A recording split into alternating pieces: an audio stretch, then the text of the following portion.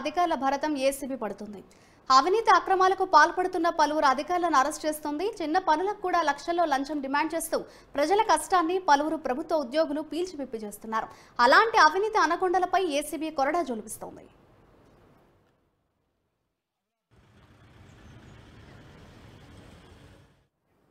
ఒక బాలకృష్ణ, ఒక జ్యోతి, ఒక సత్యనారాయణ, ఒక లచ్చునాయక్ వీరంతా ప్రభుత్వంలో పనిచేస్తున్న ఉన్నతాధికారులు.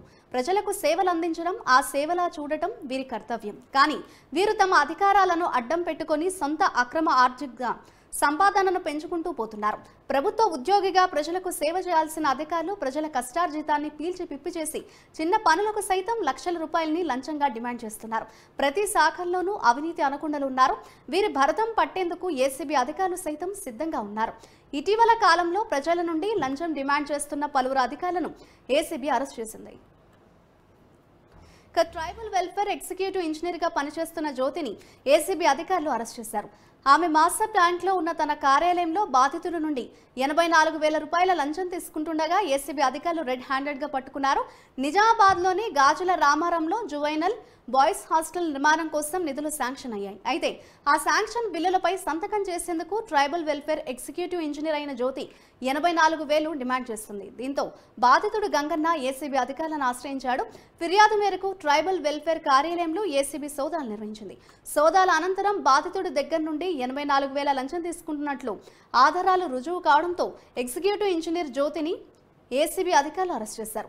తర్వాత మేదేపట్నంలోని ఆమె నివాసంలో ఏసీబీ అధికారులు సోదాలు నిర్వహించగా భారీగా అక్రమ సంపాదనను గుర్తించారు. జ్యోతి ఇంట్లో ఎక్కడ పడితే అక్కడ నగదు, బంగారం లభించినట్లు ఏసీబీ అధికారులు స్పష్టం చేశారు. అంతేకాకుండా జ్యోతి ఇంట్లో సోదాలు చేస్తున్న సమయంలో 65 లక్షల నగదుతో పాటు 4 కిలోల బంగారం దొరకడంతో జ్యోతిపై ఆదాయానికి మించిన ఆస్తుల కేసు కూడా ఏసీబీ నమోదు చేసే అవకాశం కనిపిస్తోంది.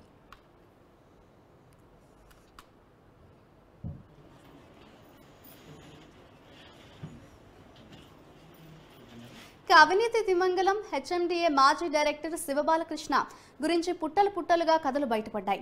ఆయన అక్రమ సంపదలను కొలిచేందుకు 20 రోజులుగా ఏసీబీ దర్యాప్తు చేస్తూనే ఉంది. హెచ్ఎండిఏ మాజీ డైరెక్టర్గా పనిచేయడంతో పాటు రేరా సెక్రటరీగాను శివబాలకృష్ణ పనిచేసిన సమయంలో ఇష్టానుసారంగా అనుమతులు, బిల్డింగ్ లేఅవుట్ పర్మిషన్లు, రియల్ ఎస్టేట్ వ్యాపారులతో సంబంధాలు ఇలా అనేక అంశాల్లో శివబాలకృష్ణ వేలు పెట్టాడు. అందిన కాడికి పుచ్చుకోవడం, దొరికినంత దోచుకోవడం శివబాలకృష్ణ వ్యవహరించినట్లు ఏసీబీ దర్యాప్తులో వెల్లడైంది.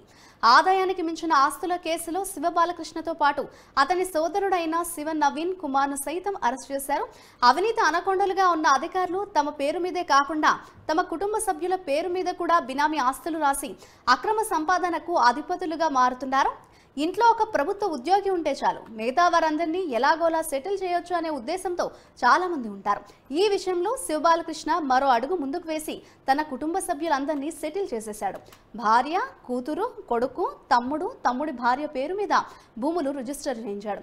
జనగాం, మెదక్, యాదాద్రి భువనగిరి ప్రాంతాల్లో శివబాలకృష్ణ బినామీలకు కోట్ల రూపాయల ఆస్తులు ఉన్నట్లు దర్యాప్తులో వెల్లడైంది. అయితే శివబాలకృష్ణ వెనుక ఉన్న పెద్దల గురించి ఏసీబీ త్వరలోనే దర్యాప్తు చేయనున్నట్లు సమాచారం.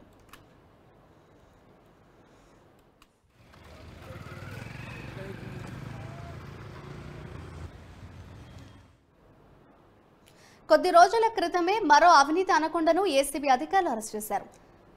షామీర్పేట్ తహసీల్దార్గా పనిచేసిన సత్యనారాయణ ట్రాప్ కేసులో అరెస్ట్ అయ్యారు.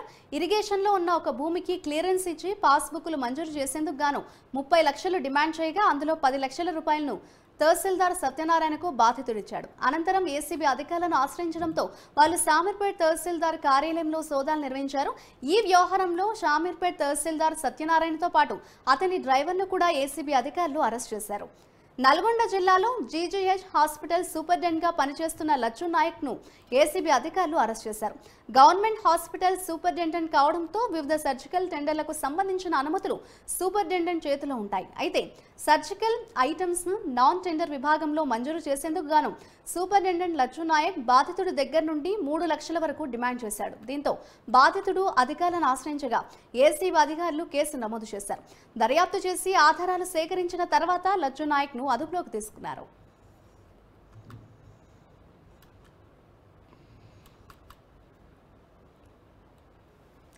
ఈ విధంగా అవినీతికి పాల్పడుతున్న వారి భరతం ఏసీబీ అధికారులు పడుతున్నారు. గత కొన్ని నెలల వరకు కేవలం ట్రాప్ కేసులపై మాత్రమే దృష్టి సారించింది ఏసీబీ డీజీగా సివి ఆనంద్ బాధ్యతలు చేపట్టిన అనంతరం అధికారుల ఆదాయం నుంచి ఆస్తులు కూడబెట్టుకున్న కేసులపై ఏసీబీ ఫోకస్ చేసింది. రానున్న రోజుల్లో మరికొంతమంది అధికారులపైన ఏసీబీ కొరడా జొలిపించనుంది.